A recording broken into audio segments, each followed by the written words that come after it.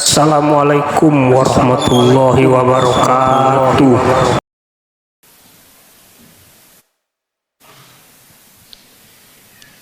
Alhamdulillahi rabbil alamin.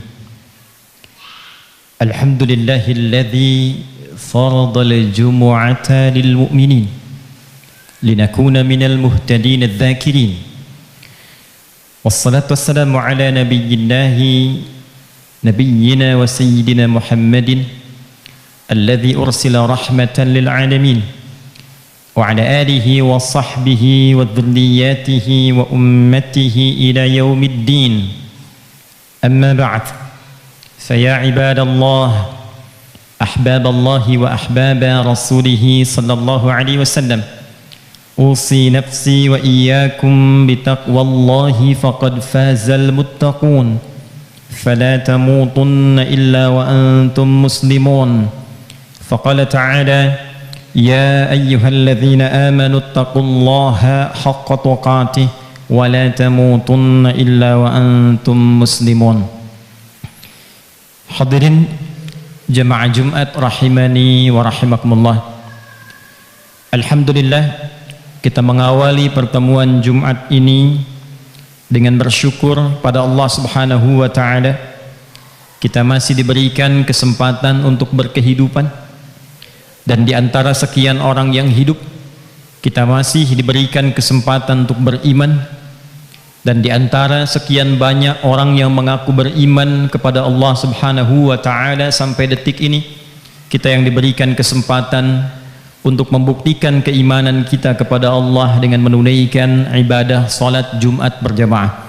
Semoga Jumat yang kita tunaikan di penghujung Al-Muharram ini dijadikan Allah Subhanahu wa ta'ala sebagai Jumat terbaik di antara sekian Jumat yang telah kita tunaikan dalam berkehidupan. Hadirin, saat manusia diciptakan dan penciptaan itu diistimewakan oleh Allah hingga diviralkan di kalangan makhluk yang tercipta lebih dulu, yaitu malaikat. Al-Quran surah ke-15 Al-Hijr di ayat ke-28 mengabadikan peristiwa itu saat Allah Subhanahu wa ta'ala berfirman: wa idh qala rabbuka lil malaikati inni khaliqum bashara. Muhammad sallallahu alaihi wasallam, pelajari, pahami dan ingatlah ketika Rabbmu yang Maha Agung itu memviralkan, menyampaikan kepada seluruh kalangan malaikat bahwa Allah akan mencipta makhluk baru yang istimewa, yang berbeda dengan malaikat, tidak sama dengan jin yang tercipta sebelum makhluk ini, karena ayat 27-nya menghadirkan penciptaan jin. Wal janna khalaqnahu min qablu min naris samum. Dan jin itu dicipta sebelum manusia dari bahan materi api yang bergolak. Bashar, makhluk ini disebut dengan bashar, disebutkan 35 kali kata ini dalam Al-Quran dan sekali dalam bentuk dual. Lalu setelah tercipta, prosesnya secara fisik disebut tampilan yang sempurna, dan kesempurnaan ini ditampilkan oleh Allah dengan bersumpah pada 3 risalah Nabi dan Rasul yang sangat viral dan berpengaruh sampai dengan kini. Nabi Musa alaihissalam, Nabi Isa alaihissalam, dan puncaknya Nabi Muhammad sallallahu alaihi wasallam. Al-Quran surah ke-95 At-Tin mengabadikan itu semua di ayat yang keempat, dan dibuka 3 ayat pertama dengan 3 risalah Rasul yang mulia ini. Wattini wazzaitun, menunjuk kepada tempat dilahirkan dan bertugasnya Nabi Isa alaihissalam. Watturi sinin, menunjuk pada tempat Nabi Musa alaihissalam menerima risalah yang mengangkat beliau sebagai seorang nabi dan rasul. Pertama, Tin dan Zaitun, wilayah Palestina sebagiannya sekarang, di Baitul Lahm. Kemudian Bukit Tursina yang masuk wilayah Mesir pada saat ini. Wahadzal baladil amin, dan tentunya menunjuk kepada Mekah, kota yang aman, tempat lahir dan diutusnya Nabi Muhammad sallallahu alaihi wasallam sebagai seorang nabi dan rasul. 3 sumpah ini menunjuk pada 3 tempat utama, pada rasul utama, hanya untuk menegaskan keutamaan dan kesempurnaan penciptaan fisik seorang manusia. Laqad khalaqnal insana fi ahsani taqwim. Perhatikan detailnya diksi Al-Quran ketika baru dicipta menggunakan kata bashar yang diviralkan, terbentuk fisiknya sempurna menggunakan kata insan yang menunjuk pada kesempurnaan dalam beraktivitas. Aku ciptakan fisik manusia secara sempurna yang memudahkan ia beraktivitas selama berkehidupan. Lalu dengan itu disempurnakan pula sifat bawaannya yang menciptakan khaliq, inni khaliqun, yang tercipta makhluk, sifat bawaannya akhlak. Kemuliaan yang melekat kepada akhlak disebut dengan karamah. Sifatnya dari kata karama, bentuk pemberiannya secara bertahap yang menyempurnakan disebut dengan karamah. Quran surah ke-17 Al-Isra di ayat ke-70 menyempurnakan itu semua. Walaqad karramna bani Adam wa hamalnahum fil bardi wal bahr wa razaqnahum minat thayyibat wa faddalnahum ala katsirin mimman khalaqna tafdila. Jadi makhluk yang bernama manusia ini istimewa penciptaannya, sempurna keadaan fisiknya, dilekatkan pada perjalanan hidupnya sifat-sifat mulia yang menjadikan tampilan dirinya terhormat. Sejak tercipta terhormat, beraktivitas terhormat, dan menjalani kehidupan sampai pulang nilainya terhormat di hadapan Allah Subhanahu wa ta'ala. Apa yang menjadikan seluruh sifat mulia ini dihadirkan oleh Allah pada makhluk bernama manusia ini? Ternyata rahasia kuncinya terdapat di Al-Quran surah ke-51 di ayat ke-56. Wa ma khalaqtul jinna wal insa illa liya'budun. Hadirin silahkan fokus dengan kalimatnya. Pertama diviralkan bashar, dibentuk untuk membawa aktivitas insan, tapi ketika menunjuk misi hidupnya dirubah ke akar tunggal kalimatnya, mencakup semua tanpa kecuali, ins. Disebutkan pasangan ini dengan jin sebanyak 18 kali dalam Al-Quran. Wa ma khalaqtul jinna wal ins illa liya'budun. Maknya nafi, illanya menunjuk kepada isbat. Sama dengan posisi la dengan illa. Asyhadu an la ilaha, la pertama, illa kedua, illallah. La pertama nafi, kedua isbat. Nafi menafikan seluruhnya. Asyhadu an la ilaha, aku bersaksi tidak ada Tuhan sama sekali, tepikan. Illa, kecuali aku tetapkan yang satu ini. Jadi saat menetapkan yang satu, yang lain hilang. Illallah, hanya Allah saja yang Tuhan, yang lain tidak dipertuhankan. Maka senafas, sejajar dengan fungsi la, nafi, diantaranya huruf ma dalam ilmu nahwi.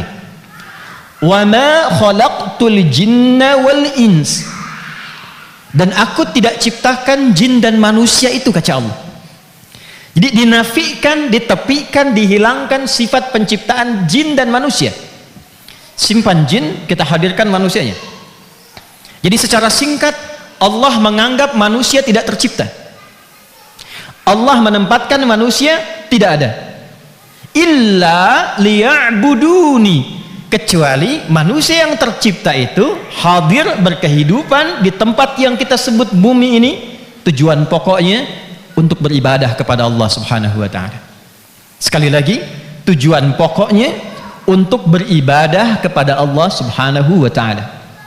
Jadi hadirin, fisik kita yang begitu kuat, tampilan kita yang istimewa, akhlak kita dari ujung kepala sampai ujung kaki yang terjaga itu sejatinya untuk memudahkan kita dan membimbing kita untuk beribadah kepada Allah. Jadi pada dasarnya semua giat kita itu sifatnya ibadah. Tidur kita ibadah, makan kita ibadah, minum kita ibadah. Kalau bekerja mesti menjadi ibadah. Kalau belajar mesti menjadi ibadah. Kalau mendidik di rumah mesti menjadi ibadah. Semua yang kecil sampai besar seharusnya jadi ibadah. Itulah sebabnya Demi menjadikan kegiatan kita menjadi ibadah, ada doa yang melekat pada kegiatan perbuatan kita. Makan, ada doanya. Minum, ada doanya. Tidur, ada doanya. Masuk masjid, ada doanya. Keluar masjid, ada doanya. Tidak pernah ditemukan semua aktivitas kita kecuali melekat doa di dalamnya. Tak mampu dan tak tahu doanya, Nabi memberikan bimbingan, ucapkan Bismillahirrahmanirrahim. Bismillahirrahmanirrahim. Kalimat ini yang merubah perbuatan rutinitas menjadi ibadah. Kullu amrin dzibalin la yubda'u fihi bi bismillahirrahmanirrahim fahuwa abtar. Setiap perbuatan yang baik yang tidak diawali dilekatkan bismillahirrahmanirrahim, maka tidak menjadi nilai ibadah dalam perbuatan itu. Itu poinnya. Jadi kalau kembali kepada ma' dan illa tadi, jika ada orang yang selama hidupnya tidak menjadikan kegiatannya sebagai ibadah, bahasa kerasnya tidak dianggap sebagai manusia. Itu bahasa kerasnya. Jadi kalau ada makannya yang tidak ibadah, nampaknya bukan manusia.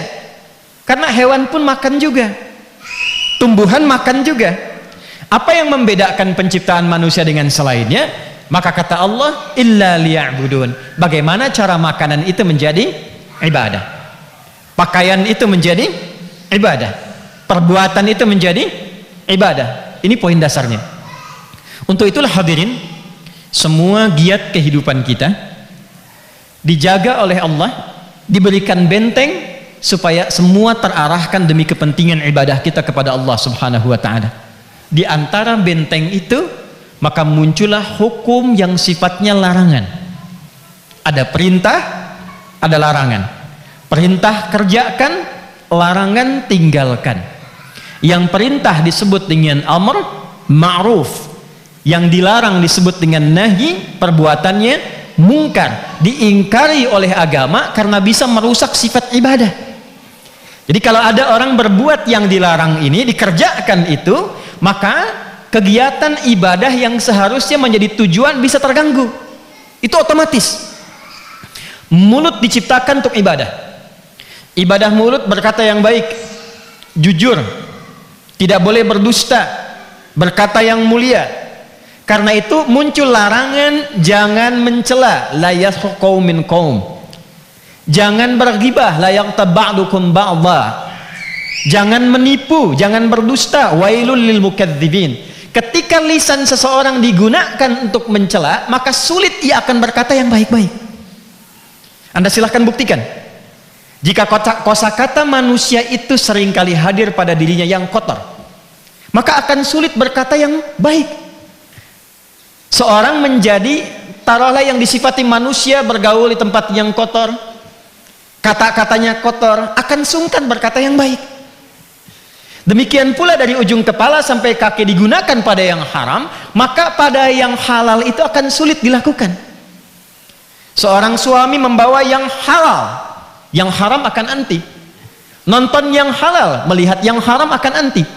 Tapi ketika terbiasa menonton yang haram, memakan yang haram, maka yang halal pun akan anti. Ada dua perbuatan haram, dan ini yang akan menjadi inti khutbah kita di kesempatan siang hari ini, yang bila dua ini dilakukan oleh manusia yang nekat melanggar ketentuan Allah, maka bukan hanya menjadikan yang halal sulit dikerjakan, tapi sekaligus kata Allah, satu, merusak ibadahnya, dua, membuat malas sholatnya, dan yang ketiga, ini yang paling penting, mudah memiliki pribadi yang merusak dalam hidupnya. Quran surah kelima Al-Maidah di ayat ke-91.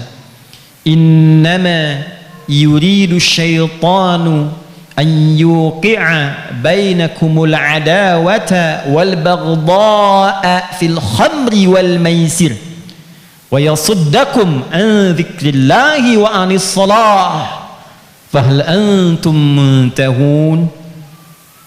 Innama adatul hasri, huruf yang membatasi hukum.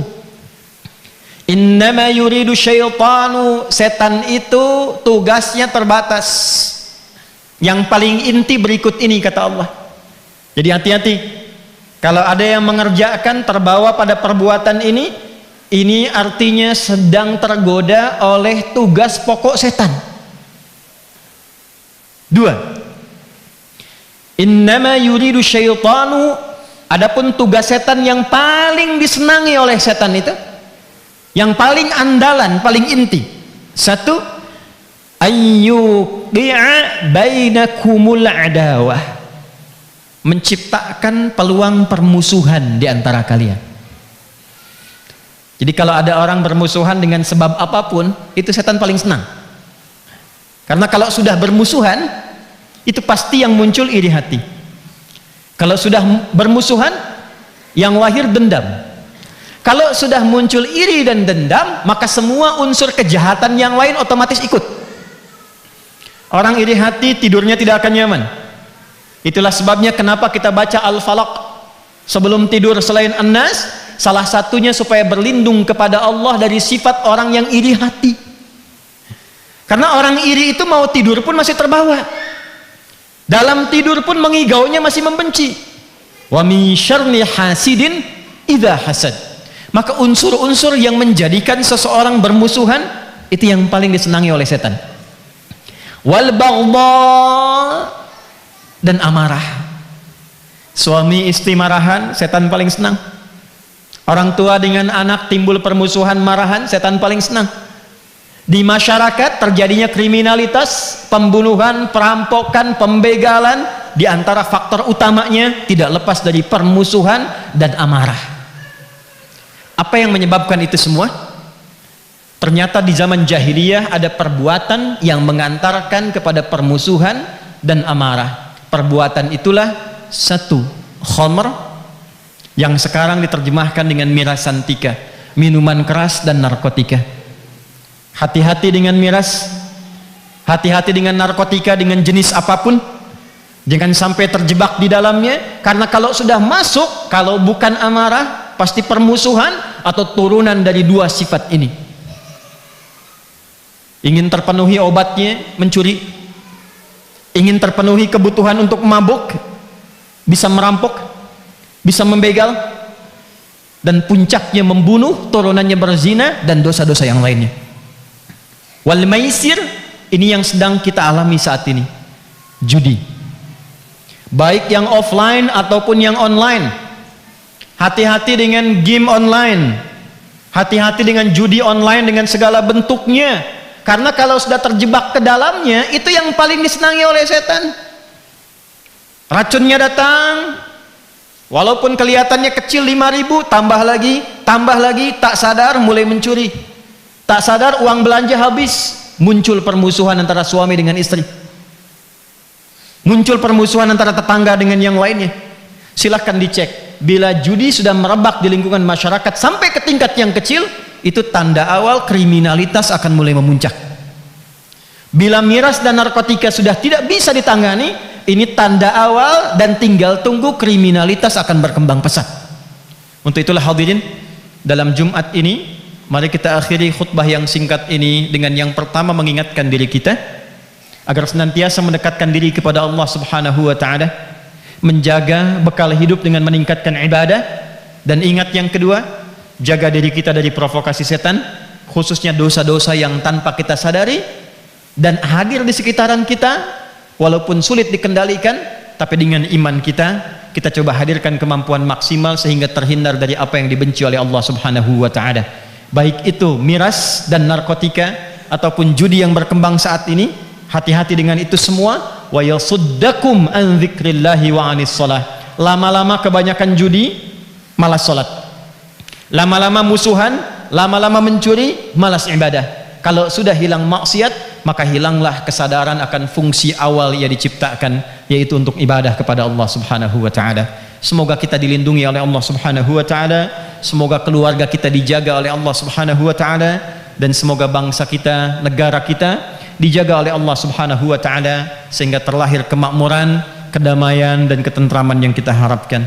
Barakallahu li wa lakum fil Qur'anil azim wa nafa'ani wa iyyakum bima fihi minal ayati wa dzikril hakim وتقبل مني ومنكم تلاوته إنه هو السميع العليم ادعوا الله يستجب لنا ولكم جميعا.